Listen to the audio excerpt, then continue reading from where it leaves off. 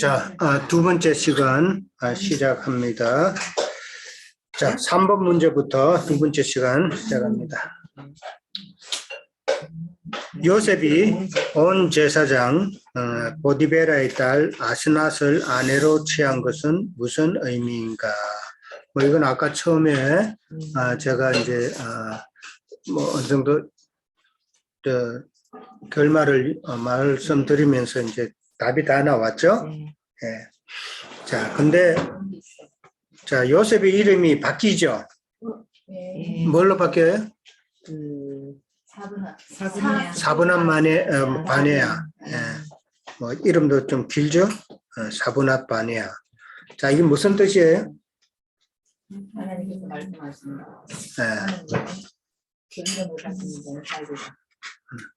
하나님께서 그러니까 아무래도 요셉이 꿈을 해석한 자였기 때문에 요셉의 그 새 이름이 그 꿈을 계시하는 그 비밀을 계시하는 자 이런 의미를 하고 이제 많이 연관이 돼 있어요. 그래서 하나님께서 말씀하신다라는 그런 의미도 있고, 그다음에 비밀을 계시하는 자라는 그런 의미도 있고, 그다음에 그 이름을 가진 자는 산다라는 그런 영적인 의미도 있어요. 그러니까 예수 그리스도의 이름을 우리가 가졌으면은 우리는 사는 자다라는 그런 의미죠.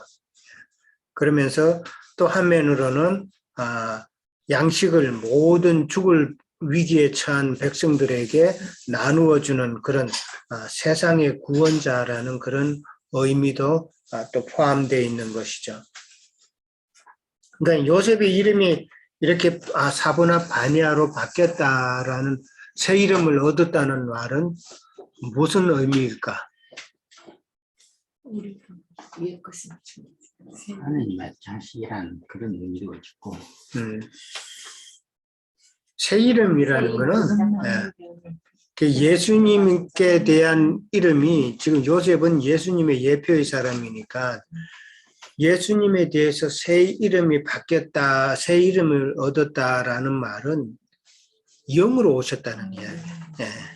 인자 예수님으로 오셨고 구속을 이루시고 이제는 영으로 오셨다는 그런 의미를 우리는 생각해야 되는 것이죠.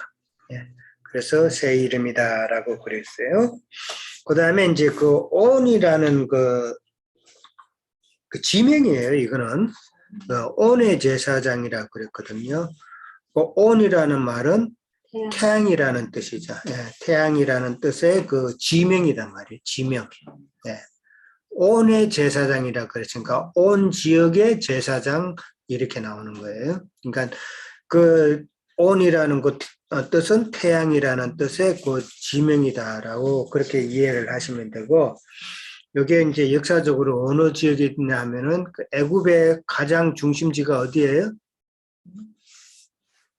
나일강, 나일강을 중심으로 해서 거기서 농경지 농사도 짓고, 그러니까 거기가 번창할 수밖에 없는 지역이죠.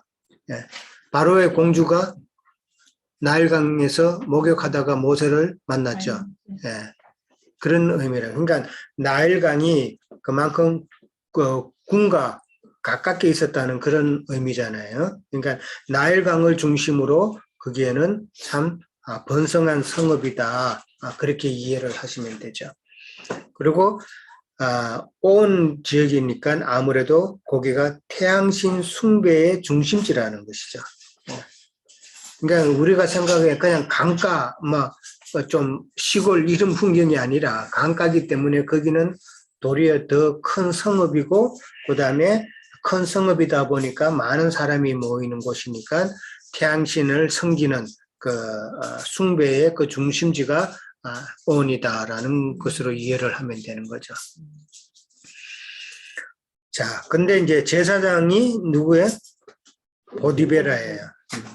온 지역의 그 제사장 보디베라라는 말은, 이게 보디베라는 이름의 뜻도 태양신에 속한 자라는 말이에요. 태양신에 속한 자. 그렇게 이제 이해를 하면 되고, 근데 그 보디베라의 딸이 이제 아스낫이잖아요. 아스낫이라는 이름이 감추인자. 감추인자라고 나왔죠. 예, 감추인자란 말이에요. 자, 이건 무슨 말일까? 누가 감췄어요? 하나님이 감추인자란 말이죠. 예. 유대인들이 봤을 때는 이방인들이 유대인들에게는 못 보던 자들이에요. 감추인 자들이에요. 예. 유대인들은 자기들만 하나님의 선민이고 자기들만 모든 참 하나님의 사랑을 받고 하는 이런 자로 알았잖아요. 근데 유대인에게 있어서 감추인 자는 바로 이방인이란 말이에요. 그러니까 이방인이란 근데 결국은 그 아내로 나오니까 예수 그리스도의 베풀은 바로 이방인들의 교회, 그 신약 교회를 이야기하는 것이다. 그렇게 이해를 하십니다. 그러니까 중매는 누가 썼어요? 하나님이 쓰셨죠. 예. 그러니까 이게 하나님 아버지의 중매로 예수 그리스도를 이 땅에 보내시고 하나님께서 숨겨놓았던 이방인의 교회를 이제 예수 그리스도의 배필로 그렇게 삼으셨다는 내용이단 말이죠. 자, 그 다음에 요셉의 나이가 30세에 이제 총리가 되었죠. 30세에 총리가 되었다는 의미는 뭐 지난 주에 의원이 또 뭐 이 대답이 이미 나왔죠. 30세에 총리가 되었다는 말은 어떤 의미예요? 네, 제사장이 되는 것이죠. 근데 제사장은 실제로는 20세 때에 제사장 위임이 돼요. 20세는 군대 갈 수 있는 나이죠. 이길 때 전투할 수 있는 나이란 말이에요. 그렇지만은 제사장은 20세 때에 제사장의 위임을 받지만은 바로 제사장의 임무를 수행해서 할 수 있는 나이는 아닌 거예요. 성전 봉사만 하려면, 성전 봉사에 들어가는 제사장의 직분을 하려면은 30세가 돼야 되는 거예요. 예. 그 차이가 있어요. 예. 30세가 되어야만 성전 봉사의 일을 감당할 수가 있다. 그럼 그 이전에는 10년 동안 뭘 해요? 예수 마당에서 봉사한다. 마당 봉사. 예. 마당에서 뭐 해요? 마당에는 뭐가 있어요? 성전 기물이. 물기둥도 있고 물두멍이 있죠. 예. 물두멍이 있고, 그 다음에 번제단이 있죠. 예. 그러니까 10년 동안에는 마당에서 물두멍 관리하고, 그 다음에 번제하는데 옆에서 이제 많은 제사장이 필요할 거 아니에요. 그렇죠? 예. 제사장이 거기서 봉사하는 그런 기간. 그러다가 30세가 되어야만이 성막에 들어가서 성전 봉사를 그렇게 감당할 수 있는 나이가 된다는 것이죠. 자, 그 다음에 30세는 지난번에 제가 설명했을 때에 20세는 방금 말씀드린 대로 이기는 자의 때라는 것이죠. 그렇지만은 30세가 되면은 생명이 성숙되는 기간이라는 거죠. 예, 좀 더 성숙된 그런 상태라는 것이죠. 이게 이 성숙은 뭘로 통해서? 영혼을 통해서 연단을 통해서. 예. 연단 제가 강조를 참 많이 해요. 예. 왜냐? 우리가 이 말씀을 듣고 가면은 연단받을 일이 한두 가지가 아니거든요. 예.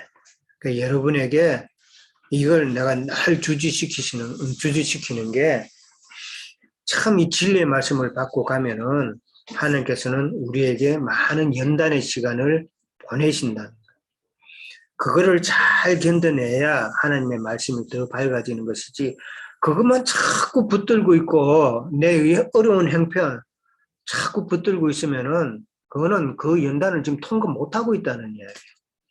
그러니까 우리의 삶 가운데서도 세상적으로 보면은 참 힘든 일이 많은데 늘 불평 가운데 있고 늘 짜증 가운데 있고 기쁨이 없는 그런 상태면은 지금 하나님의 연단의 기간을 제대로 통과하지 못하고 있다는 그런 생각을 우리는 가져야 되는 거예요. 그래서 하나님은 반드시 생명을 성숙시키고 참 그럴 때는 연단의 그 과정을 거치게 하신다. 우리가 지금 요셉을 그렇게 배워왔잖아요. 17세에 지금 형들에게 버림받아서 지금 30세에 총리가 되는 그 13년의 기간이 지금 모든 연단의 과정이잖아요. 옥살이도 하고 모함도 당하고 얼마나 힘든 과정이에요. 그 당시 옥이라는 것은 우리가 생각하는 지금 감옥소 이런 개념이 아니에요. 그 당시 옥이라는 것은 땅을 파가지고 땅 속의 굴이란 말이에요. 예. 그러니까 상당히 다르죠. 예. 늘 습한 데고 그렇잖아요. 이게 땅을 파가지고 그 안에 그냥 집어넣는 그런 상황이기 때문에 옥이라는 것은 정말 지옥과 같은 그런 처소다라는 것이죠.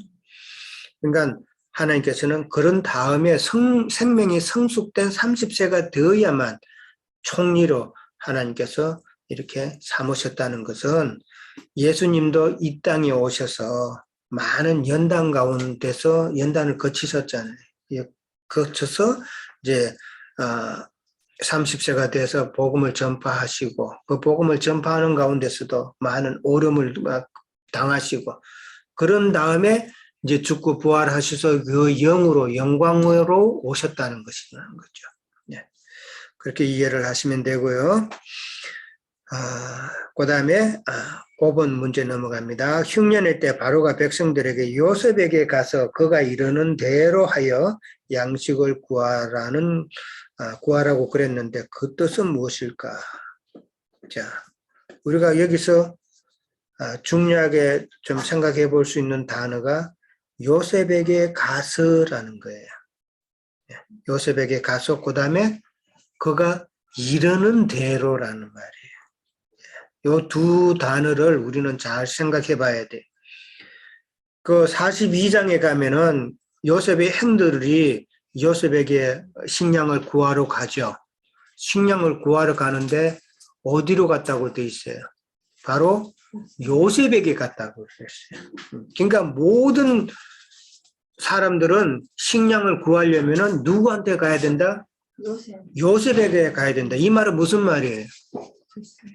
그렇죠. 우리가 안 죽고 살려면은 지금 곡물을 구하는 육신적인 그 생명을 곡물을 지금 이야기하고 있지만은 사실은 우리의 영의 생명이란 말이에요.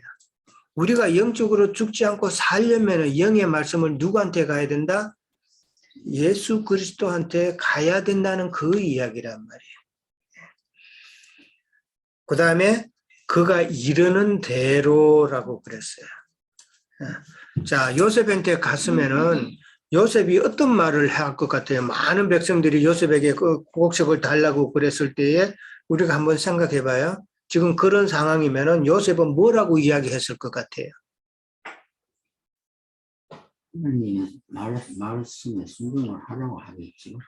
순종하는데, 근데 지금 요셉이가 이러는 대로 하라는 그 말이 사실은 이제 하나님의 말씀에 순종하라는 그 이야기예요. 이야기인데, 그러나 이제 요셉의 입장에서 지금 곡물을 구하러 많은 사람이 갔으면은 요셉이 뭐라고 이야기했을 것 같아요?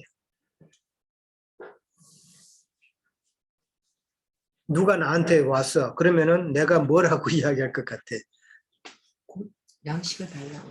그 양식을 달라고 했을 때 요셉의 입장에서는 그러면은 어디로 가라는 이야기가 나올 거 아니에요. 그렇죠. 곡식이 어디에 있으니까 요셉이 지금 자기가 있는 처소에 그 곡식 다 있지는 않잖아요. 그렇죠. 그러니까 곡식이 있는 곳은 어디다라는 것이다. 양식이 있는 곳을 이야기할 거란 말이에요. 그리고 양식을 있는 곳이 어디인가를 가르쳐 줄 것이고, 그 다음에 양식이 있으면은 그 다음에 어떤 프로세스, 어떤 과정을 거쳐서 돈을 어떻게 내고 그렇게 하라고 이야기할 것 아닌가 말이에요. 그렇죠? 그러면은 그 말은 양식이 있는 곳이라는 것은 바로 교회란 말이에요. 예, 애굽을 보러 말하자면은 지금 곡간을 많이 지었다 그랬잖아요. 곡간을 지어서 그 곡간에 곡식을 가득가득 채워놨는데 그 곡간은 바로 교회란 말이에요. 교회에 하나님의 말씀이 가득가득 채워져 있으니까 그리로 가라고 이야기할 거란 말이에요. 그러고 난 다음에 그 곡간에서 곡식을 살려면 어떠한 과정을 돈을 얼마를 내고 이런 설명을 할 거 아니에요. 그런 과정은 우리의 양육 과정을 설명하고 있다라고 생각해 볼 수 있잖아요. 그러니까 하나님께서는 우리가 어떤 신앙생활을 했느냐 하는 것이죠. 그것을 반드시 이야기하시고 우리에게 나중에 묻는다는 것이죠. 그러니까 어떤 양육 과정을 거쳐서 생명의 양식을 구할 것인가 그렇게 이야기하는 것이죠. 그러니까 참 생명 양식은 어디에 있다? 참 진리의 교회에 있다. 교회에 있고 그 다음에 하나님께서는 다른 말로 하면은 하나님께서는 교회를 통해서만 생명 양식을 공급하시고 그 다음에 양육하신다라는 사실을 우리는 다시 한번 생각해 봐야 돼요. 많은 사람들은 참 하나님께 가서 경배하고 생명 양식을 구하려고 가는 곳이지만은 그러나 그곳에는 결국은 땅의 하나님께 저들은 가서 생명 양식을 구하는 그런 어리석은 자들이 된다는 것이죠. 우리도 그렇게 다 생활을 해왔으니까 잘 이해를 하실 거고. 자, 그 다음에 요셉이 아스낫에게서 낳은 므낫세와 에브라임은 누구를 예표하는가? 이것도 아까 결론을 이야기하면서 미리 말씀드렸죠. 예. 므낫세 이름이 뜻이 뭐예요? 므낫세. 그 성경에 나와 있잖아요. 예, 성경에 나왔잖아요. 예. 그러니까 51절 므낫세라 하였으니 하나님이 내게 내 모든 고난과 내 아버지의 온갖 집의 일을 잊어버렸다. 모든 고난은 애굽 땅에 와서 옥살이하고 모함 당하고 하는 그런 모든 고난이죠. 그 다음에 내 아버지의 온 집 일이라는 것은 형들로 통해서 당했던 모든 어려움이죠. 예, 이런 것을 내가 이제는 다 잊어버렸다라는 그런 뜻이에요. 예. 사실은 우리 사람은 잊어버려야 되는 거잖아요. 그죠? 잊어버려야 되는, 그거 다 기억하고 있으면은 진짜 힘들죠. 예. 자, 그 다음에 에브라임이라고 나왔죠? 에브라임은 내가 수고한 땅에서 번성하게 하셨다. 번성하게 하셨다. 그러니까 우리가 한번 또 이것은 이제 결국은 아까 말씀드렸다시피 예수님께서 제자를 얻는 것으로 표현이 된 것이죠. 그러면은 지금 므낫세와 에브라임을 얻은 때는 풍년의 때예요, 흉년의 때예요. 풍년의 때죠. 네, 풍년의 때 에브라임과 므낫세와 에브라임을 낳고 난 다음에 흉년이 임했단 말이에요. 이 말은 그 무슨 말이에요?